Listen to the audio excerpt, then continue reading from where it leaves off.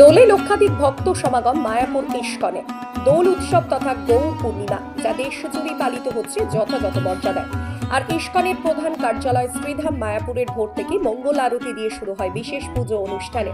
এছাড়াও দিনভর বিভিন্ন অনুষ্ঠান। বিকালে অনুষ্ঠিত হয় মহাপ্রভুর মহা অভিষেক। ইস্কনের জনসংযোগ আধিকারিক রসিক গৌরাঙ্গ দাস জানান, দোল উৎসব উপলক্ষে বিশ্বের অসংখ্য দেশি বিদেশি ভক্ত সহ দেশের নানা প্রান্ত থেকে প্রায় লক্ষাধিক ভক্ত সমাগম ঘটেছে। কোন রকম অপ্রীতিকর ঘটনা এড়াতে নেওয়া হয়েছে বিশেষ নজরদারি।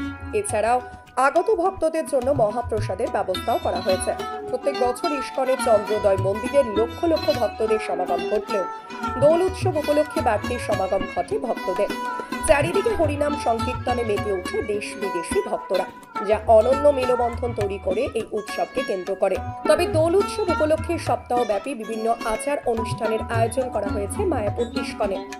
আলোকসজ্জায় সাজিয়ে তোলা হয় গোটা মায়াপুর ইস্কনকে, যেখানে মহা সমারোহে দোল উৎসবের আনন্দ ভাগাভাগি করেন জাতি ধর্ম বর্ণ নির্বিশেষে আগত ভক্তবৃন্দরা। সব মিলিয়ে দোল উৎসব উপলক্ষে কৃষ্ণপ্রেমী মাতোয়ারা ইস্কন মায়াপুর যার বলার অপেক্ষা রাখে না। ইস্কনের প্রধান কেন্দ্র শ্রীধাম মায়াপুরে শ্রী চৈতন্য মহাপ্রভুর 539তম শুভ আবির্ভাব মহা মহোৎসব বিভিন্ন অনুষ্ঠানাদির মাধ্যমে পালন করা হচ্ছে।